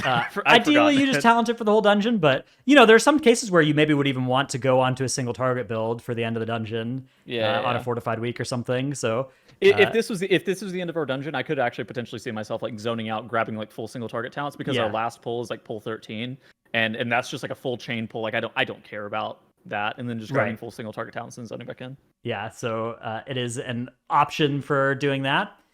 So in this route, we see most of the trash towards the end of the dungeon getting skipped, aside from chaining the Wardens and the Blazewing. Not interested in the Lavamancers and the next Blazewing pull. You do have to watch out. There's True Sight on, I believe, the Wardens. Yeah, True Sight. Or is it lava Is mancers? the lava mancers? Okay. No, it's Warden. It's Warden. Okay, yeah. So you got to be careful, but you can actually get through with, I think, just Shroud, but Shroud plus Mind Soothe makes it easy, I think. You can actually walk directly to the side of that last 3-pack as well. Yeah. If you go in between it and the mob that's next to it, you just like walk through the skull, Yeah. wherever the skull is located on the ground there. Yeah. Yeah, so it's a good move there. You can fight this trash, but it's pretty slow and deadly and kind of inefficient. And so we recommend chaining instead. I guess just talking about some of the miscellaneous trash. There's a couple things to note about some of the trash mobs. First off, the wardens, they're the guys with like the frontals and the shields. Those have the ability to be able to bug and put the frontal not where it specifically I've seen that. is. It has something to do with like, so you have to be looking at the mob and not the animation. I'm liable to die to it every single time because I always look at the animation regardless. But if you look at the mob, you're going to be better off and consistently not die. It's basically wherever the tank was, that's where the frontal is going to be, no matter what. Even though the animation might show you something different. So if you keep track of where your tank is, put a marker on them, you should be okay. But yeah, it is really annoying. I wish that would be fixed. By the way, Giants, I don't think you can Mind Soothe the end. It's the Giants. Oh, Giants. Yeah, this whole dungeon's Giants. So yeah, I don't think you can really soothe anything. Frank. Thaumaturges, which are the mobs at the beginning, how those mobs work, they're the ones that put like the line on the suck on the people that you have to CC. They sometimes will cast, and that cast is actually very deadly. If you don't kick it, you're going to get like Molten Heart put on you, but they only cast if they have the ore elementals inside of the pack. Yeah, they convert an ore elemental to a molten elemental, so you can stop it by killing that molten elemental, but you need to kill it very quickly or else you're going to die because it does ramping damage, and that damage is not survivable. But yeah, if you happen to not be fighting any ore elementals, the thaumaturges are just going to do that beam on people, which still you do usually want to stun or stop or something. There is an exception to this. This first thaumaturge and that first pull right there never tries to molten core the ore elementals that are in that same pull. That's the only one. At all? Huh. Yeah, it just never does it. Remarkable.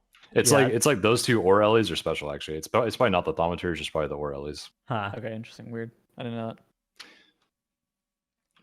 We should probably mention Blazing Slash too. The wardens that we were talking about with the bug.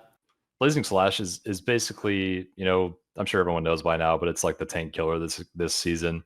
It's just like the Temple of the Jade Serpent dudes that cast Dark Claw, except that you also can't stop these. You can only tank them or kite them. Yeah, so good luck. Press defensive. Press meta. I don't know. Okay. That's basically it, yeah. I mean, luckily the meta right now is you actually never really fight wardens. You just chain every single warden pack in some way. So luckily that's a thing. But if they ever nerf chains, you're going to have to tank them. How about the last boss? How do you kill the last boss in this dungeon? I think just being... I think that a lot of people aren't patient with their items, and that's what I actually see mess people up the most, is that they're just not patient, particularly with like the hunt stone charge thing. They like to press it like immediately and then be like, how could I possibly have died to this ground effect? But in reality, more often than not, just patience, especially with a lot of these items, is super good. Also, like having the ability to be able to decurse here is going to help you a lot. Most of the damage on this fight is from molten gold, just FYI. And so if you ever have molten gold on you, try to just pop a defensive, or the healer is going to need to be focusing down that person with molten gold. But more often than not, the ease of this fight just comes with making sure that you have 3 to 4 of these items picked up at once, and you just jam them straight into the boss, like right as his shield comes up. You can even pre-press it to where the shield lands right as your roses go off, your wand cast finishes, the hunt cast finishes. I would say that avoid doing that with the hunt, but you're fine to probably do that with everything else. Yeah, the rock, the charge item. Yeah, a lot of these items you can kind of pre-cast right before the shield finishes. Yeah, but I'd be very careful with the rock either way. I got the hunt. I like doing it with that one. I like exact timing it so that then I can get out. But yeah, because you do have like a second before the first swirlies land. But yeah, it's nasty. Yeah. I mean, the swirlies also have just straight up a larger hitbox than they show. Yeah, like there's for sure they hit bigger than they show. You can also pick up multiple items, but unless you're unlucky like Trell was today in his Neltharus run, you can pick up the exact same item twice and then not have a second one. Yeah, you can kind of call that like munching an item. Like I have a week where that tracks everybody's items, so I saw we only had 2. You need to have 4 to break each shield at least. And so I went to go pick up a second one, and it was the exact same one. So I just wasted a pile of gold. Yeah, I do think it's good for like tanks and healers to pick up extra so that not as many DPS have to. Especially now that you don't stack Yeah. your curse debuff, you still have a single curse even if you pick up 2 items. So you could actually game it that way to have less curses go out. Mm-hmm. Yeah, you've done it here, Tettles. Now you have the wand and the charge, and maybe the idea here is just to never press the charge and be chill that way. I don't know. I don't know what I'm gonna do. Yeah, let's see what he does here. Hang on. Sends ideally. I said both. Gaming. Good golly. What you're really hoping for as a DPS is the flowers, though, so because the flowers are the only one that shows up on the damage meter, and so that's the most important one to get as a DPS. So you really want to fish that one up. That's a good call. That's a good call. And that's the. Oh, I guess do we want to talk about? So we talked about the fact that the hunters will mess you up with their bleeds and stuff. I think another mob to mention as one that might mess you up is the bone splitters upstairs. Yeah, I was gonna mention that. Dude, I forgot about those guys. Those Yeah. guys suck. This 5-pack, for instance, with the double bone splitter. I don't know how many of you have this experience of pulling this pack, and then the 2 bone splitters will look at the same person, and then that person goes to the start of the dungeon. So piercing whatever marrow. I think is what the name of that ability is. Piercing marrow only targets players at ranged. So if everybody's in melee, they actually won't even cast piercing marrow, but they will still cast that other Dragonbane axe. other cringe ability. Yeah, the axe. Those mobs, I suspect that pack is going to start getting skipped at like higher levels from players at some point because that pack sucks. Yeah. Yeah. Well, the Dragonbone axe you can just stop. You can use stuns or disorient. Yeah. Go out. Well, so it's maybe a get into melee and stop the axes if you're doing those in the pull. But yeah, those are some nasty mobs. And then I guess the bird itself, if you are fighting birds and not just chaining them, or even if you are chaining them, you got to be aware of that pushback AOE being super deadly as well. Big defensive pop moment. There's also the Ellies that cast Melt. Yeah. I will say that depending danger. on your composition, depending on the week, if it's Tyrant versus Fortified, the Lava Flares can be pretty dangerous. If you really want to take it super slow, you can only you can just pull 2 of them at a time and you're probably fine.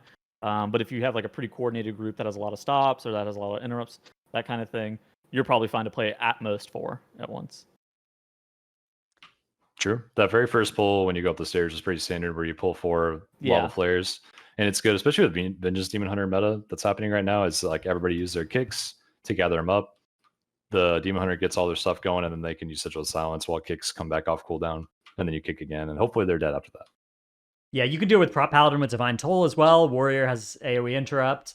Brewmaster has like Leg Sweep as well, so and Ring of Peace. So a lot of tanks have buttons for making that happen, but I think none of them are quite as good as Sigil of Silence for how long it takes them out of commission. True. Which is nice. But yeah, that's Neltharus. That's our look at this dungeon. Overall, I wouldn't be surprised if they nerfed the chains, but I would hope that would come alongside nerfs to the mobs as well in this dungeon. Like all the mobs at the end have so much health, man. Yeah. They just do not feel good to fight. It's like you're fighting 3 mobs. It feels like a minute and a half, even on Tyrannical sometimes. It's like, whoa, I don't want to be doing this. And then they are also non-CCable, and they one-shot your tank. I feel like there's a chance that they just leave it like this for the rest of the season, because they got to continue to be making dungeons that are like this for a reason, right? This is not the first iteration of random ability inside of the dungeon takes care of the mobs for the players. Like this, I feel like this is just something that Blizzard has to enjoy or find value in whenever they're creating dungeons, even though the players consistently say, I don't like how this feels to play. I don't know. Yeah, at this point, I think we just kind of expect it, especially after complaining about Toldagor and Siege of Borealis for so long, and then seeing Necrotic Wake, Plaguefall pop up, and now this. Yeah, I think it's pretty standard. Yeah. Yeah, I mean, it is a kind of interesting problem to solve for the high keys, but I do find it to be less satisfying than the dungeons that you kill with your player abilities. But either way, that's the dungeon. I think the bosses are kind of interesting in here as well. Some of the bosses feel hard, but not hard in the kind of BS way, just hard in the like kind of the raid boss numbersy way, which I quite like, especially the Mammoth and the Forge Master have that feel for me. So I like that. I feel like although, yeah, I feel like Forge Master is very fair. yeah. I mean, predictable at least, but I feel like Magma Tusk does definitely have some. The weird chaos. bugginess. Yeah. Oh, and the fact that it can target the same person multiple times, and or it can either target or not target the tank with that blast are Yeah, big points of this fight being randomly hard or easy from one pull to another. We had it target our agree. Spriest like 3 or 4 times in a row, like last week, and it was at some point you just are like, I guess I die. Like I don't even understand what to do here. Flash shield, power shield, Find fade, God. desperate prayer. Yeah, you got flash shield and powered shield every time. that would actually be a really good change. Just having the frontal always target the tank. That would make it a lot more like Forge Master, where there's all this group damage that's going to be there the whole fight, but then there's also some tank aspect. Right now in Magma Tusk, it's kind of an easy tank fight. You just have to position them out of people's baits on the ground with their puddles. Maybe honestly even amp up the damage of that and then make it always target the tank. That could be a good change to that fight. I'd be down for that. All right. So yeah, that's Neltharus. Hope you've enjoyed the look at that. We do have a couple of Q&A questions to get to, but first we get to thank our supporters over on the Patreon. They are Happy Solstice, which I believe the solstice is that today. I think it might be. Let's see. Summer solstice. Yesterday, maybe. Oh, it was yesterday. Okay. It was yesterday at 7:57 a.m. Days are kind of long. Yeah, days are kind of long. Anyone else remember during season 3 of BFA during Void Week when there was a Void Emissary near the Chase the Dog RP in Freehold? I don't remember that. No. I do remember this. I think it was like left of the pillar, wasn't it? Oh, maybe. I maybe didn't do very much Void Week keys. I did a lot of Enchanted Week keys. That was a good week. That was always a good week. Tides Week and Void Week were not as good weeks. Never Nude, Ja, King of Skills, Dranos' Dino Pillow, Chromed, Trekkie, Chewy. How do you pronounce OIE in French with the remaining 2 vowels, which are AU? I don't know. Ow. Wait, with the remaining 2 vowels. OIE. Oi? Ooh. Oh, ooh. Without having read Okay. this, I feel like they're trying to say we. Don't you know French? I do, yeah, but we is not spelled like that. I don't know. Anyways. Wait, is it? No, we is OUI. Yeah. Okay. Anyways, Salty Senny, ZivXX, Necros, Tankdil, Nevuk, Eevee, Year of the Sphere has extended into 2023. Bless up. No Trick. I forgot I was sub tier. Dymat, Freework Mistweaver. How am I supposed to miss you if you never go away? Me to Tyrannical. I lost where I was. Okay, I found it. Nyx, Secret Chicken level, kind of lit. Gallic, Brusive, Dragon Shots Abyss. Usually I keep my cursor where I'm at, but this time I've not been doing that. I looked away and it's all over. It's all over. Under what condition will a Luneth ask you to pace yourself? Like and subscribe if Dranos gets it on the first try. I would guess out of mana. So That's for those my at home, guess. who is a Luneth? A Luneth is the great staff. Artifact? It is the arcane mage artifact. Yeah, so that's why I'm guessing out of mana for this this condition. Because that seems reasonable. I could buy it. Yeah, sure. Sanity, Xena, Rogue's now good enough for Prog, but still bad enough to be sat for SLG. Bless up. Red Color, YouTube.com/Workbringer, Alphabet Soup, Druid Friends of Nevermore, number 1 Simsky for Trelsky. Lurka's back in the States, but was he ever really gone from our hearts? Milk, Sife, Pone, Windwalker monks deal with nerfs by rolling with the punches. Thesaurus.com is a powerful tool. The Marsh Hare, Mage Rework Waiting Room. Thank you for listening to the Titanforge podcast, as brought to you by Daddy Dratty, Grampy Trelsky, and the Titles Effect. Big Head Small Brain, King's Honor, fellow horde. It's me, your newest guild member. Juniper, Demo Lock goes burr. Dorky Guide for Vengeance DH is a vibe. Time to reroll back from DPS again. Dude, the Dorky Vengeance Guide, the Now Vengeance Guide, is a good time to be a Vengeance DH. That's go check those out if you're interested in doing some key. The Dorky one is like a nice 10-minute one, and then I think Now has like a 1-hour Vengeance Guide up. Yeah, it's like an hour. So. A lot of good How stuff, are you guys feeling about Venge and Keys? Do you think it's just going to start edging out both Prop Paladin and Bear? I mean, it seems like it's already been edging out Prop It Paladin. is This current patch, yes. Yeah. 100%. Okay. And 1.5, no idea. Honestly. Okay.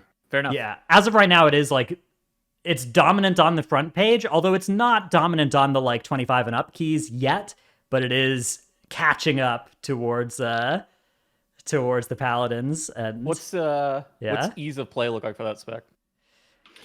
I think harder than paladin. Guardian's definitely easier to get into, I think. Yeah, I would say Guardian, Paladin, Vengeance is the easiness in descending order. Well, it's hard to say because Vengeance is quite a bit more tanky than the other two if played right. Right. But if it's played wrong, then it's definitely squishier than Paladin is when it's played at an average level. So I don't know. It definitely depends on your familiarity with the specs. Like with Vengeance, you have to do this stuff on pull to survive, where you're like really trying to not get autoed for the first few seconds as you're setting up, and you have that you're managing, you have threat that you're managing. Whereas Paladin has like Sentinel Divine Toll on pull if they want it to solve both of those issues, and Sure. that I think Divine makes Toll it a lot really more solves approachable. threat, Yeah, it solves threat, and then Sentinel solves your defense until it falls off, and then you can run away at the end of the pull if you need to, or chain into other defensives, or maybe the pull is safe by then. So Guardian typically has a pretty easy time with threat these days too. yeah, Since you have Incarn every 2 minutes instead of 3 like it used to be. And even when you don't have Incarn, Thrash is such a long radius in places like Brackenhide where stuff is just constantly spawning all around the big trees. It's pretty nice as bear there.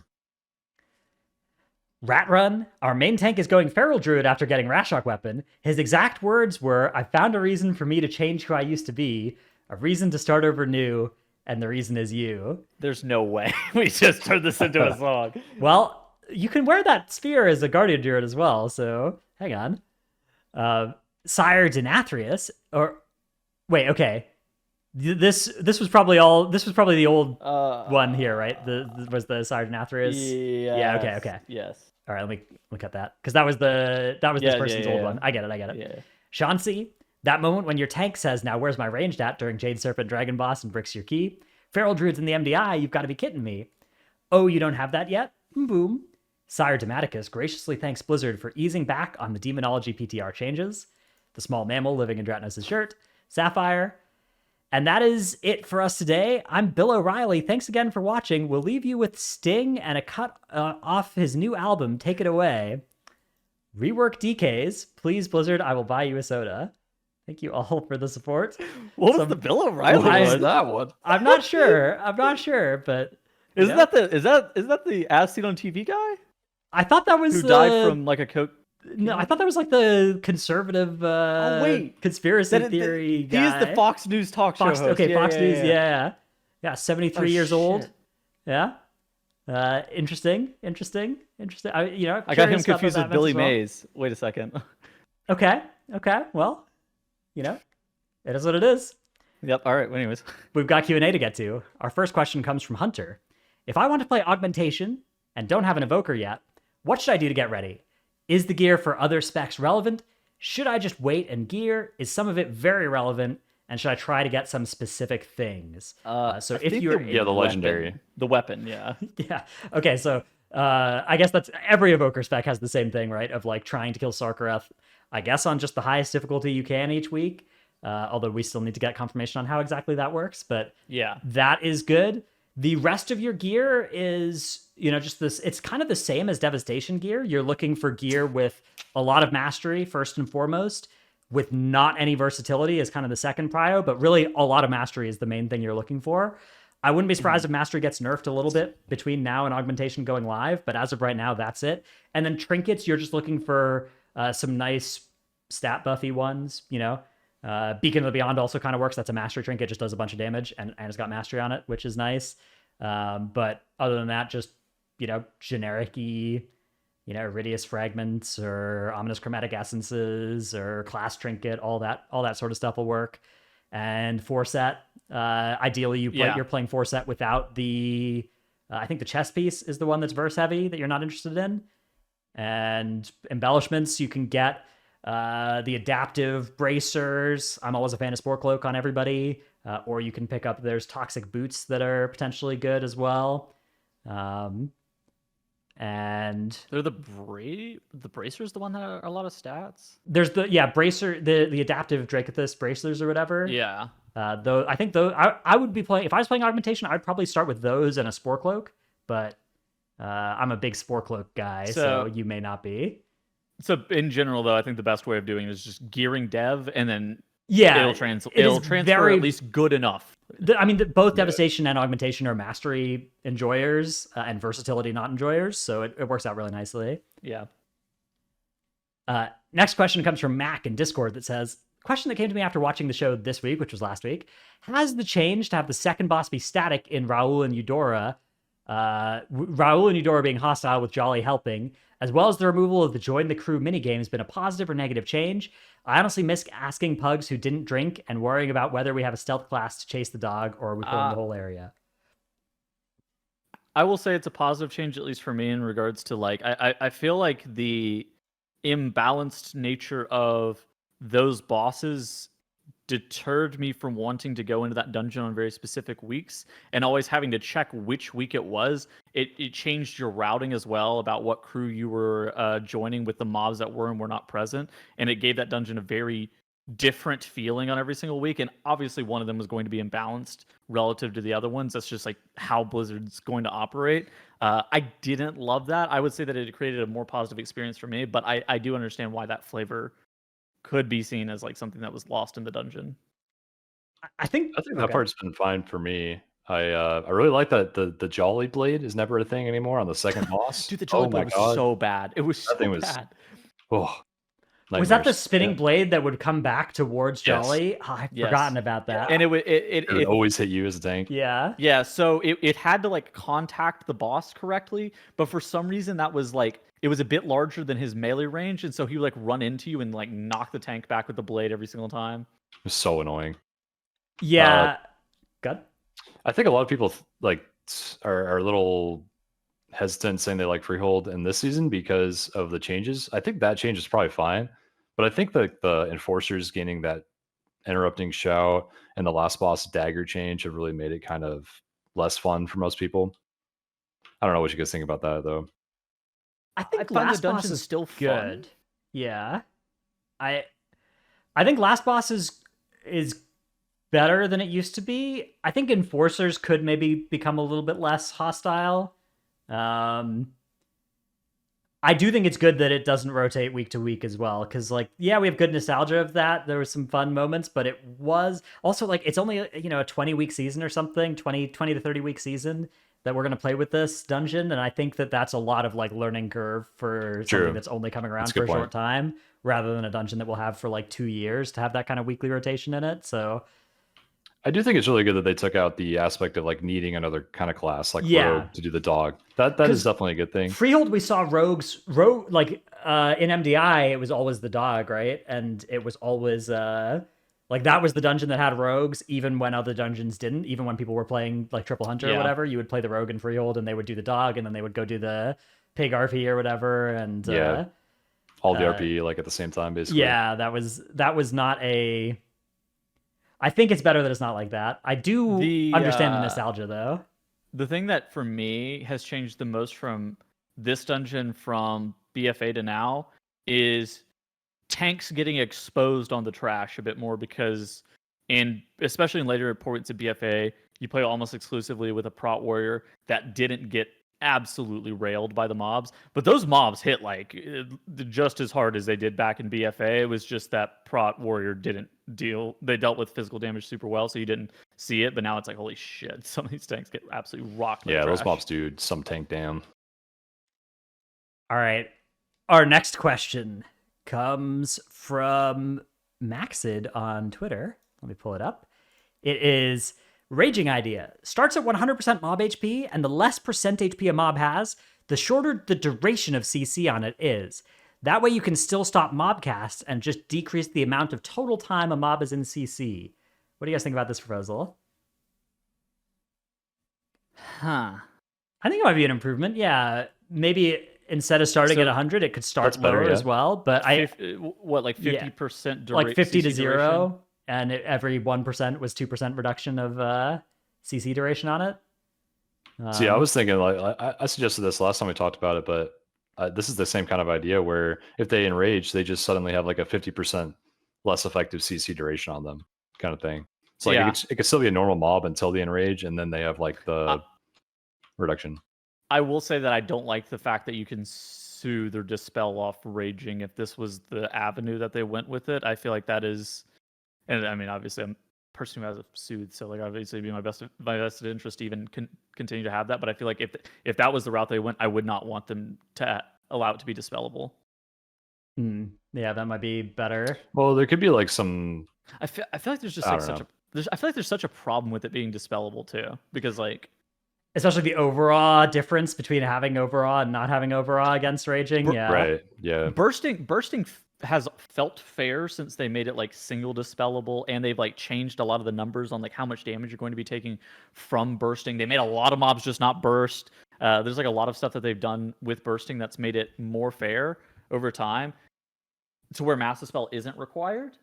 I think they need to get somewhere like that with raging. All right, our next question comes from Della in Discord that says, should the third Evoker spec have been a tank? We have 0 male tank classes and no new tanks since Legion. Oh, wow. Yes, I'm down. I thought that like a Black Dragonflight themed tank Evoker would have been cool when they first announced Evoker, and I was like, oh, they've got the 4 Dragonflights represented, but not the Black Dragonflight, and that historically has been associated with tanks with like Prot Warriors and Legion. So I thought that would have been cool, but I think Augmentation's a cool experiment as well. Like, I don't know. I think it's a cool spec that they've created here, and I'm worried about its balance implications for both dungeons and raids. I'm worried that that it's going to not go well from a like this might just be fundamentally impossible to balance type of spec. But I don't think we should prejudge that part of things until we see what that actually looks like. And then I also in general, I don't like criticism of like, does Blizzard doing this one thing mean we should be mad that they didn't do this other thing instead? I generally hate that kind of I see that argument below a lot of I'll make a video about like, oh, here's the new mage and paladin changes, and the top comments are like, well, why aren't they changing this spec or this spec or this spec? And it's like, dude, it's paralyzing, right? Like they're gonna do some things. I don't know. Maybe it's a hot take. I think that there are too many specs and classes in the game right now. I think like 39 now. 39. Yeah, I mean, I genuinely think that they could have gone a direction where like, I think that they could have actually made specs and classes feel a lot more unique than they currently do. But I feel like by adding more and more classes, they're going to struggle to make them feel unique in a lot of different aspects than currently exist. Yeah, I've heard people propose like pruning the number of specs, but it's you're never removing them. You can't like point to any spec and be like, yeah, that one feels the same as that one. Like Feral. There's not, but like Feral, people like Feral or whatever, right? It's not. No, they don't. The closest is like maybe subtlety and assassination, but even those are pretty mechanically different, and have there are people that are huge fans of either. Removing or baking one into the other, I don't think would ever be possible. But I do agree. Every new spec they add is another variable in the mix. It's another balance implication, and like I wonder if Disc Priest is like if this Augmentation Evoker thing actually ends up working out well, are they going to rework like Disc Priest into Augmentation Evoker-esque where it's like a support style? Is that because that was their kind of goal for Disc? They reworked Disc coming into Legion to try to be this 75% healer, 50% DPS thing, and then eventually people didn't like that it was 75% of a healer. And then eventually they buffed it to be 100% of a healer and 50% of a DPS, and that was obviously broken for a lot of different reasons. Yeah, I don't know.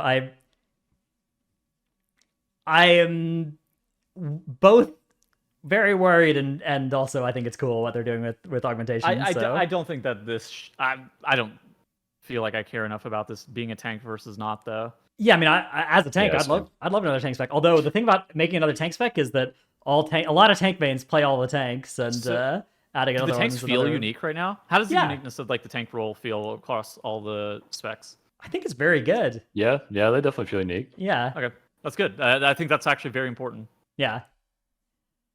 All right, our last question comes from Moranis in Discord that says, long versus short raid encounters. So previously there have been some fairly long boss fights. The Sylvanas fight comes to mind. And now in Avarice we see a lot of shorter fights. How would the team feel about multi-stage rage encounters where you drop combat and get a breather, similar how you get different places to release an M+?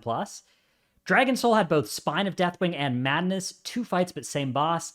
Nyalotha had Carapace and N'Zoth, which fundamentally these are 2 boss fights, right? Like Yeah, I those think are just different bosses. the closest to a breather in a fight is like Shaw of Fear in Terrace of in Mop, where you got a checkpoint basically when you got to a later phase that let you get back there faster in future pulls.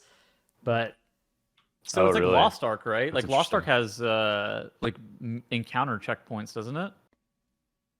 yeah, I don't know. I don't play that game. I think Troll's the one who played it most. I And what? Did you Lost play Ark. Lost Ark? Not really. I played it for like the first week, and that's it. Okay. Yeah, otherwise I would have known. Sorry. I think that thematically doing like the same character in multiple boss fights is cool, and doing that more often, I'm fine with it. Although I will say that Spine of Deathwing, Madness of Deathwing, Carapace and N'Zoth itself, like there are 3 pretty bad fights of those 4, right? So Wait, which one is even the good one? Hold on, I don't even know regular, which I would one's say the good regular one. N'Zoth was a pretty good fight, but Oh, that's controversial. I hated that fight. that's fair. That's fair. That's a pretty cool fight. Yeah. But I think that concept is good, but it's there. It like the way that it works in WoW is it's not like you don't get loot after killing Spine until you kill Yeah. Madness or something, right? Like they are just 2 separate boss fights. I don't know. I think that the Aberrus fight lengths are pretty good lower end to have. I wouldn't like it if end bosses were much shorter than like 7 minutes. Sarkareth is 7:30. I agree. I think that- Sarkareth was like the sweet spot though. I like that a lot. I think the 7:30 to like 9 range is probably good for most end bosses. End of expansion, getting over the 10-minute mark is maybe okay as well. Although I actually don't like. I prefer it. Razageth's 14 minutes or whatever. That's not good. Sylvanas is 14 minutes. That's not good. This like the double lust encounters. I'm not a fan of those. But I liked Jailer length. I liked Sarkareth length. Those are good. Sire Denathri's length. That was great. Did you see the Scripe thing clip tweet from this week, Stratos? Yeah, I was following along. So there was this is a good thing to talk about as well. That we didn't cover this at the top of the show, but there was some Race to World First Twitter drama, including some fairly out of pocket tweets. I felt, which I'm going to chalk up to just temporary Twitter insanity, which happens to everybody. Sometimes you just make these tweets and you look back at it a week later and you're like, did I say that? Whoa. Oh, Dude, there were some real tweets. There was some stuff that some people tweeted that, having heard those people talk before, I did not think they were that stupid, and I don't think they are that stupid. But sometimes Twitter just gets you. Yeah, it's I guess basically just first of all, it's not like Scripe actually tweeted out a take. Somebody clipped him answering a question and then tweeted it. And then people started attacking Scripe about the take. But then Scripe started responding. Yeah. Right. Yeah.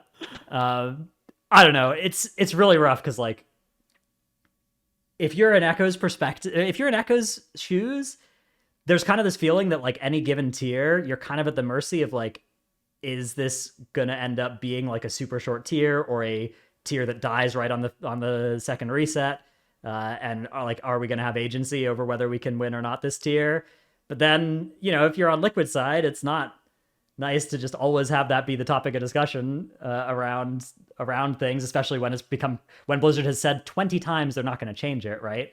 And so, maybe the best answer for Echo is to move to NA, but then you're talking about giving up your characters, remaking new characters, giving up your community, making recruitment a lot harder, and also giving up.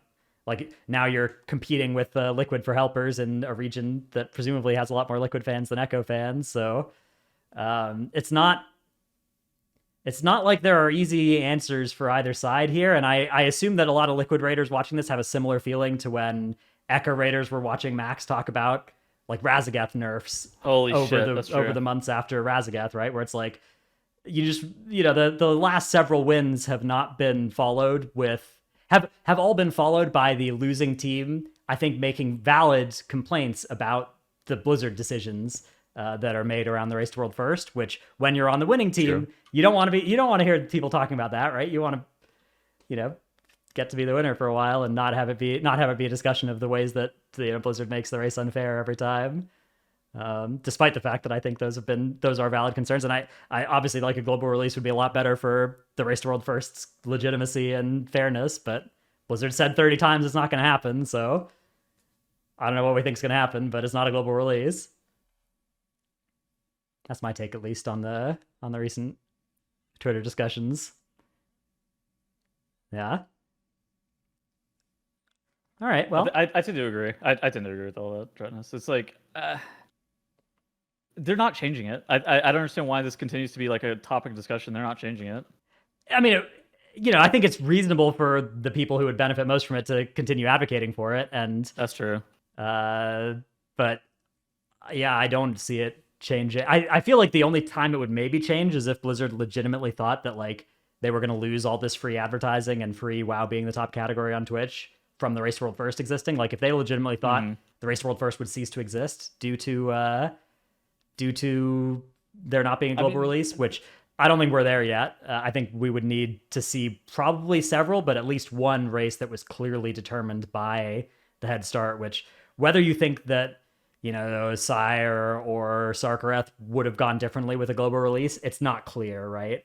And yeah, even then, like I think Blizzard would maybe see it as worth, because the Race World First is a lot of free advertising for their game. It's nice that World of Warcraft randomly has zillions of extra views on Twitch for a week and a half every 6 months.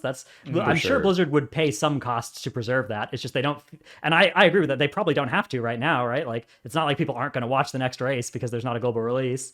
Well, I feel like one thing too is maybe it's a bad take because like I'm not like one of the people who's rating, but at the end of the day, it is like a community event. They're allowed to set whatever rules they want. Yeah, like the standard that they've given for themselves is first at all costs, right? And the team that finishes first is the winner. But like they're allowed to make whatever rules or stipulations they really want. I mean, yeah, you could claim world's fastest kill. It was done this last year. There were some tweets. Yeah, sure. But I don't know. I mean, it's rough. It's always gonna be drama, right? Yeah, I don't know. I think that there are ways that Blizzard could do a global release without negatively impacting non-Race World First players as well, but I don't think there are cheap ways for them to do that, which is the reason they're not gonna. I think that the possibility of them creating a global release is pretty much out of the question right now with how resets would work, right? Because I think that that's always going to be the issue. Is like it's not about the release of the raid, it's about the second reset, it's about the third reset, right? It's like what is going to happen with the second and the third reset. Well, I mean, you could just move resets to the same day worldwide. It's just but not the same time worldwide. Well, you could pick a time that is you can at least have NA and EU get a time that's like morning for both regions, right? Like you can have it be but 1 a.m. 10 a.m. Asia gets a little shafted in this situation, but you can shift Asia by 4 hours in either direction, and it's still a lot better for them than the 36 hours they're behind right now. Yeah, sure. That would be a good outcome for that region too by a lot. But the problem with that is that then you're committing to, instead of doing maintenance on Tuesday, Wednesday, and Thursday and having the same team be involved with a lot of it, which is I presume how it works right now, you would need to like triple the size of the people that do that work to, be able to do it all at once, which they take this cost on for expansion launch, which is a bigger logistical undertaking than a raid launch, right? Like there's a global release of an expansion that happens. So it is possible, but like that is a cost that they pay because it's really worth it to get to get everybody playing the new expansion at the exact same time worldwide. It's not really worth it for them to get the raid open at the same time worldwide. That doesn't make any money, presumably. Yeah. So I don't know. That's those are my thoughts on it, at least. I will say the constant complaints do kind of annoy me a little bit.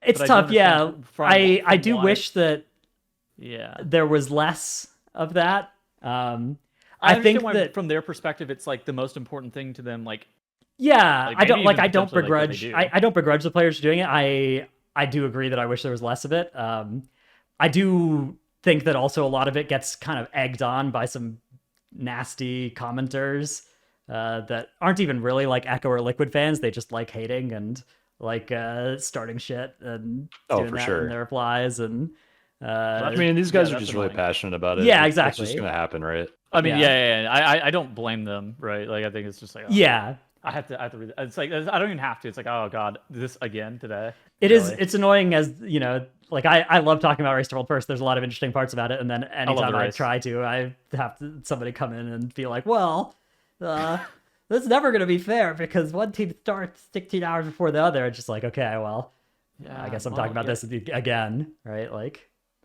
which is not it's not going to change. I don't know. And I mean, they're not wrong, right? Like it's the problem too. It's like they're not Well, yeah, I mean, it's not a perfect system, but Yeah. it's also not going to change, and it hijacks the discussion, which is the part that makes it annoying for you and I, right? Yeah, of course. I don't know. Either way, I think Race to World First is still cool. Hopefully it continues to do well, and then hopefully if there ever is a race that's like, so the real worst case would be a Sylvanas, but not killed by Echo week 1, right? Like if Echo hadn't killed Sylvanas week 1 and Liquid rolled up and killed it on their first pull of week 2, and that was world first, that like was so close. that would be the case where maybe the Race to World First would cease to exist thereafter if there wasn't a change to the global release. But until that happens, I if I was at Blizzard, I probably wouldn't do a global release either, because I don't know what the costs involved are, but I assume they're not cheap to move everything around to make it make it happen. This is not a small. It would not be a small undertaking for. Yeah, I think it would maybe be worth if you knew it would save the Race to World First. It would maybe be worth, because I imagine the Race to World First existing is very good for WoW, but yeah, at least seeing the amount of money that Amazon pays for all of their bad new games to get that level of views for a week on Twitch makes me think that getting it for that price would be a good deal, but I don't actually know for sure. Anyways, I think that's the end of our random extra hot take segment at the end of this week's episode. We will be back next week with another dungeon, and then again 2 weeks off after that. Thanks everybody for hanging out, and we'll see you then. Cool. GG's. GG. GG's.